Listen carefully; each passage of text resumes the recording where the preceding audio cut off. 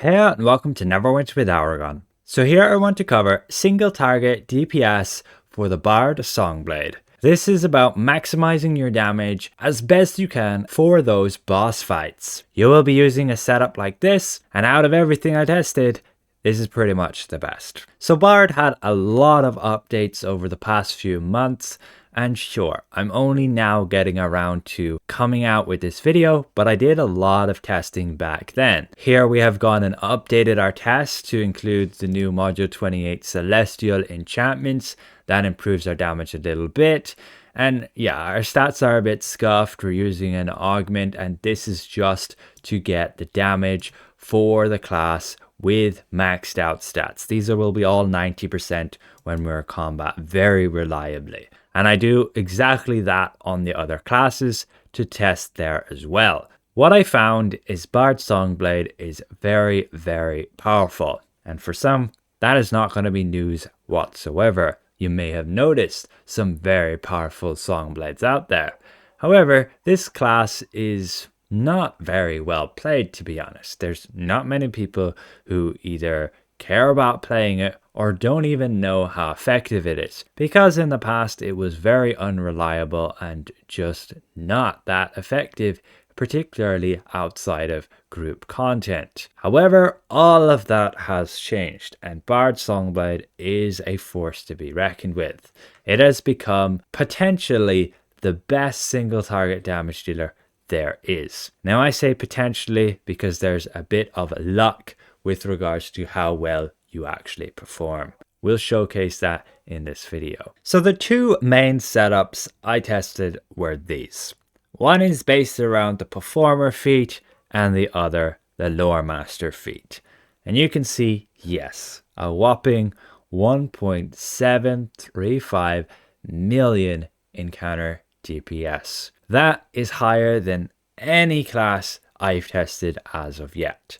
Although I have tested all of them actually. I just haven't come out with videos for Cleric and Warlock yet. And I haven't come out with videos with my updated tests on Barbarian and Wizard. I will do so in due time. But ultimately I can confidently say Bard has the highest peak performance of them all in these tests. However, it is fairly closely followed behind with Whisper Knife. You can check out that and its effectiveness in my recent video, but Songblade just has an absolute ton of raw damage and is going to output it over time pretty consistently.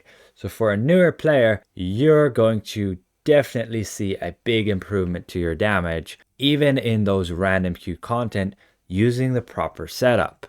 So again, what we have is all of these powers, feats, features, and this specific artifact called rotation. You have to be very specific on this. If you use it in a different order, you end up with losing quite a bit of damage. Keep in mind as well, this is without really taking advantage of Tactician's Precision.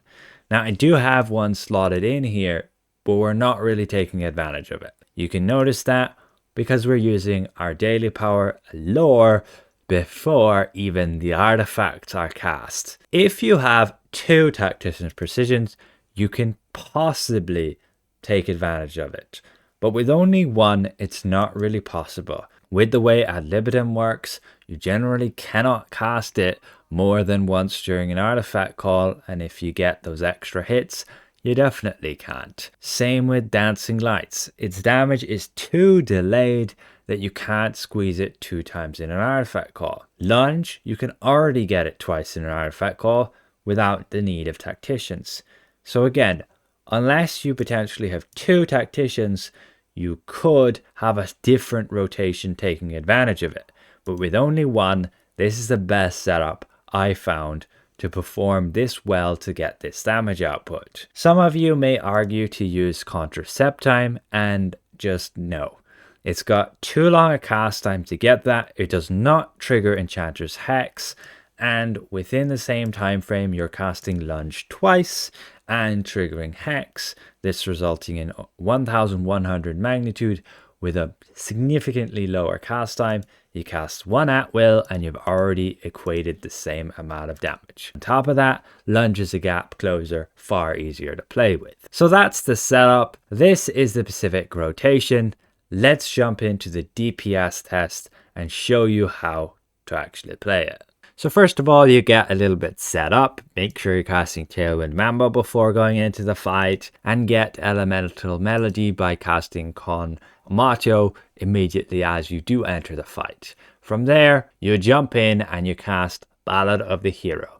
Then we're going with Lore, Artifact, Lunge, Dancing Lights, Ad Libitum, few staccatos, get some improvised versions, use those, use your mount power, use more of those encounter powers depending on the procs, and yeah, ideally use your hero's finale there.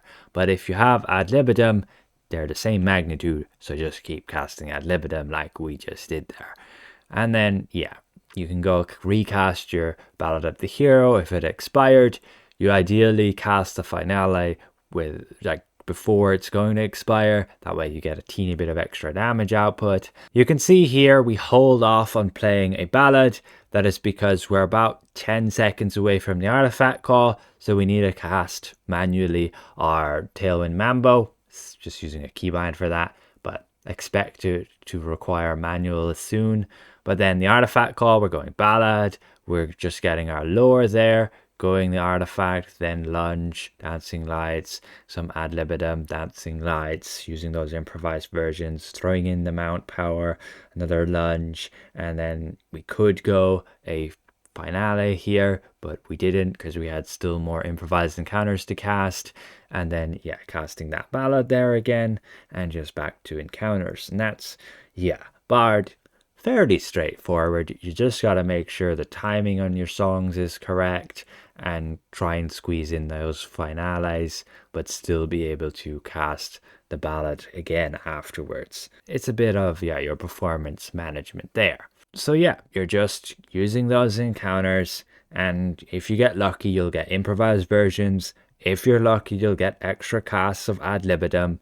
And if you're not, you won't. And so that is where the randomness of Bard really comes into play. You have a chance to get up to 3 extra hits of an 800 magnitude encounter power. You have a chance to get improvised versions being able to cast all your encounter powers again. So it's a bit crazy how that can be so high and low depending on the artifact call. If you get those triggers during the artifact call, you can do some insane damage. If you don't, well, you're going to fall behind quite a bit. Ultimately, that's the test right here. We got a lot of procs during the artifact call, and that allows us to get to this peak amount of damage. I would say, on average, you're probably going to fall down to about 1.5 million DPS, which is pretty comfortably about the same as Wizard, maybe slightly better, and that's the baseline for a lot of the other classes too. There are of course a few which do fall behind, which I have covered in previous videos. I believe Ranger's burst damage, taking advantage of artifact calls, is definitely not that great. They fall behind probably 5%, 10% others, but that's ultimately it. That's the entire test right there, leaving us with that 1.735 million encounter DPS. If you look closely, you'll even see that Bigby's hand only hit 6 times over 2 minutes. That means our last hit of Bigby's hand got actually missed. You can skip back on the video and you'll see that it deals no damage. We accidentally cancelled its damage by trying to cast another encounter power too quickly. But yes, it's just kind of insane the amount of improvised ad libitum damage we got just by getting all of those extra procs during the artifact call. And that's pretty much Bard DPS for you. You can get lucky, do super well. You can get unlucky and do pretty mid. Again, if you do have 2 Tactician's Precision, you could probably get away with 2 Dancing Lights in an artifact call, and thus that removes a bit of the RNG of Performer or needing to get those. And the same with ad libitum. If you can reliably cast that twice during the artifact call, you could do away with a bit more RNG. Although it does mean, again, casting your daily power in the middle of the artifact call, like before your mount power, which also means you're missing that damage boost to the encounter powers you cast before it. You see what I mean? But ultimately, I cannot test with 2 tacticians, as there's no way I can possibly get it right now. There were 2 limited mounts that you just could only obtain in a certain period, and the only one available to everybody right now is the Demon Wings. I'll retest this again when I can get 2 tacticians precision, but even as it is, Bard DPS is super powerful. It has the potential to outperform everybody. But again, I would say you're not always going to get this high peak damage. You're going to settle at more of an average of 1.5 million DPS. This is what we were getting here. You can also see the big base hand DPS 279,000. We compare that to this, which was only 205,000. So we missed about 70,000 DPS there. So this DPS would even be higher if the big base actually hit. The total would be upwards of like 1.78 million DPS. But again, it's just very lucky on the amount of improvised encounters we got triggered, particularly ad libitum during the arty calls. But ultimately, that does show how effective Songblade can be if played right. Hopefully this is somewhat insightful to some of you guys out there. Don't be afraid to mess around with Songblade. Copy this setup and you should perform pretty well compared to the other classes. Sure, you have to deal with casting songs. Can be a bit annoying. But you do have a quick play, and I very readily use it for the ballad. The only one is Tailwind Mambo, which I just simply use a keybind. I'll have it in the video description. You enter it in chat and done. On consoles, unfortunately, you'll have to learn that. But it's not that hard either. You can pin it right there. You enter the perform and just get used to casting like 2, 4, 6, 7, 2, 4, 6. Done. But once again, thanks for watching. A special thank you to all of these channel members. And we'll see you guys around. Goodbye for now.